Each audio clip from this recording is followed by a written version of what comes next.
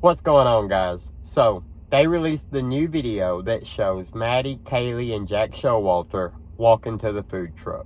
So they showed that Jack was indeed with the girls, which really, to me, it doesn't prove so much that Jack's not being creepy. It makes me ask the question, why did they just blow him off like that at the end of the night?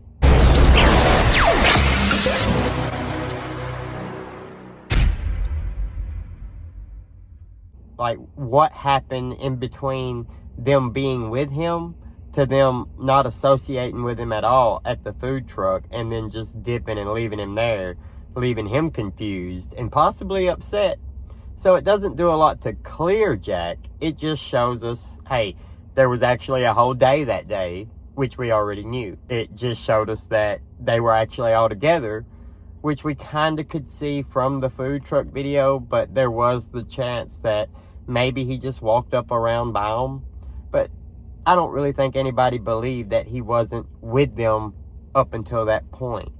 Well, don't let me say nobody, because a lot of people believe a lot of crazy things. Here's something that I really want to get off my chest about this channel. When we talk about people that come into the case, that insert themselves into the case, or that come out and speak publicly about the case, we're not accusing those people of being the killer.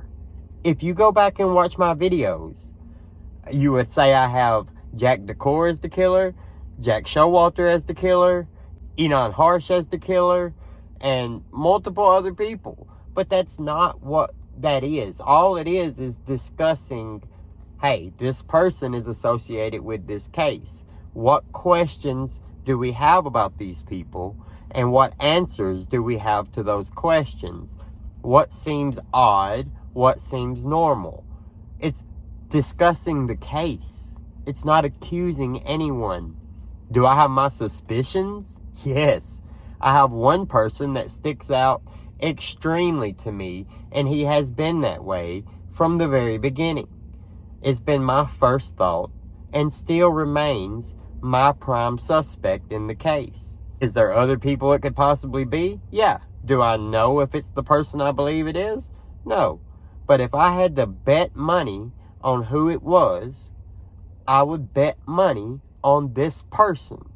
Now, if I go out and I put that everywhere and tell everybody I believe this person did it, then that's a problem. But just going by and saying, hey, this looks weird to me, that looks weird to me, I don't really understand why they would do this, or why they would act that way, or why they would say this, or hey, this is suspicious behavior, that doesn't mean that we're framing that person as a killer. Now, I know people are going to watch this and then say that I'm framing somebody else as a killer in this video anyway. So, have at it. I don't lose sleep at night over it whatsoever. The video. This video right here. Let's go ahead and play it. What did you say to Adam? I told Adam everything.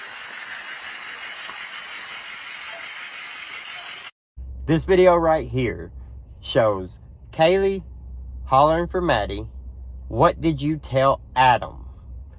Maddie responds to Kaylee and says, "I told Adam everything."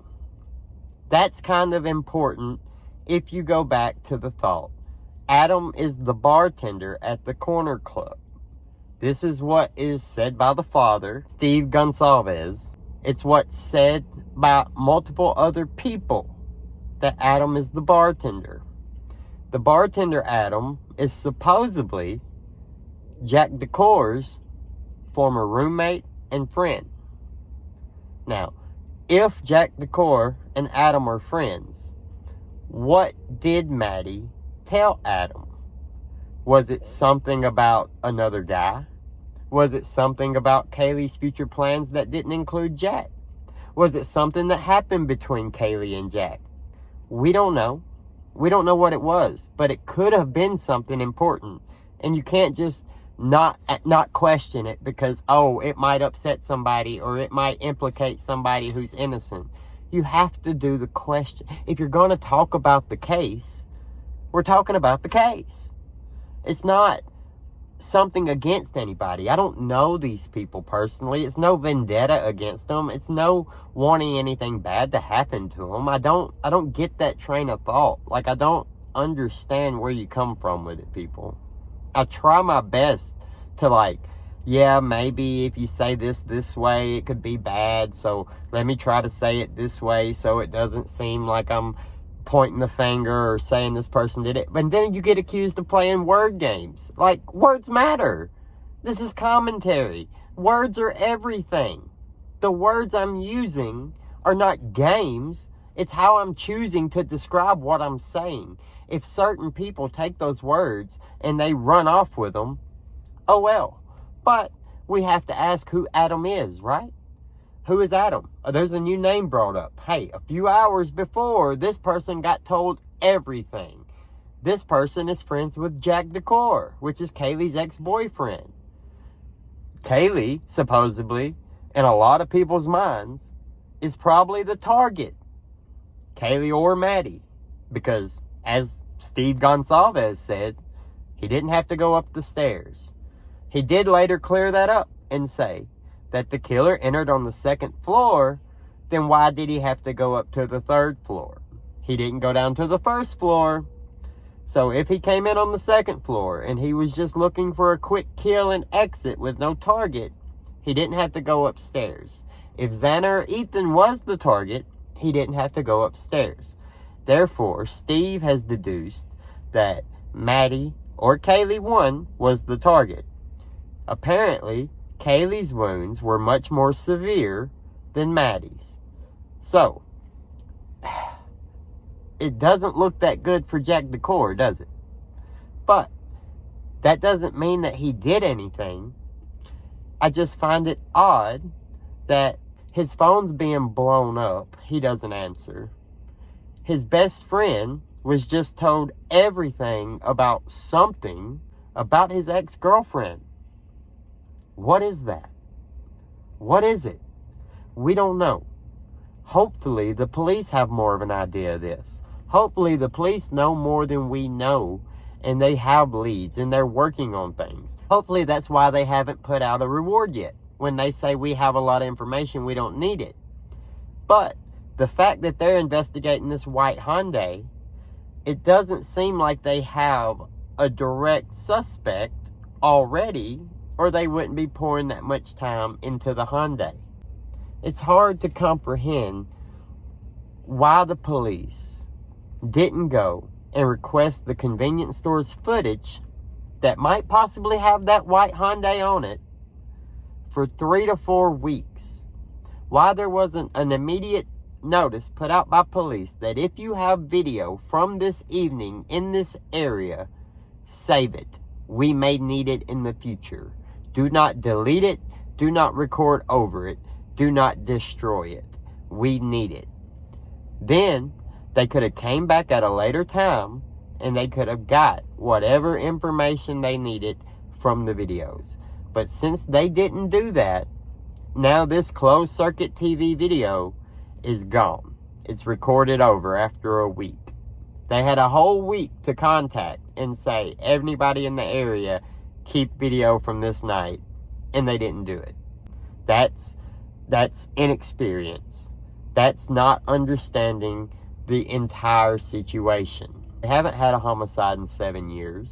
They don't know exactly how to go about this. They called in help. Help is there. Apparently, the FBI didn't think to do this either, since they've been there from the beginning. Make it make sense, okay? All we want in this case is the killer found and prosecuted. There is nobody that I want the killer to be. I don't get the line of thinking you have to use to go to thinking somebody talking about the crime has an interest in who the killer ends up being. No, it's not a game. It's not like, oh, I was right all along. No, it's, hey, this seems suspicious. Hey, this seems off. Hey, this is a scenario I could see happening or not happening. Come on, guys. Come on. Some things are just what they are. When people talk about these cases, they talk about them for a reason. It's interesting. Here's another thing. This idea that just because somebody gave interviews means that they're not the killer. Why would you put yourself out there? If you were the killer, would you give this interview? Would you go and say this? Would you be online doing this, answering questions, putting yourself out there? Yeah, killers have done it in the past. Killers have reported the dead bodies, saying they found them, and then been arrested a few hours later for the murders. That happens. Remember Chris Watts? That happens. What is her name? Jodi Arias? It happens. Things like that do happen. It's not a logical step for the killer to come out and say, oh yeah, I want to give an interview. But it's not a logical thing to go in and murder 4 people in their beds at night either, is it? You're not dealing with somebody who is logical. Not all the time. Of course, you would expect the killer to bunker down, lawyer up, and not say a word, right? Maybe not even lawyer up. Maybe just stay out of the spotlight completely, not have to answer any questions so they don't contradict themselves in public. Not say a word, not even at a memorial. Hey, that's what you would expect from the killer. That's what you're telling me. I agree. But I also agree that they do come forward, and they do talk, and they do like spotlight sometimes. People are built different. The world is a huge place. There are many different types of people. People who make many different types of choices. Just because it's not a choice you would make, doesn't mean it's impossible for somebody else to make the choice. Do you understand that? Let me know what you think down in the comments below. Like the video, subscribe to the channel to see more, hit that notification bell so you get notified anytime I post. Have a great day, guys, and we'll see you later.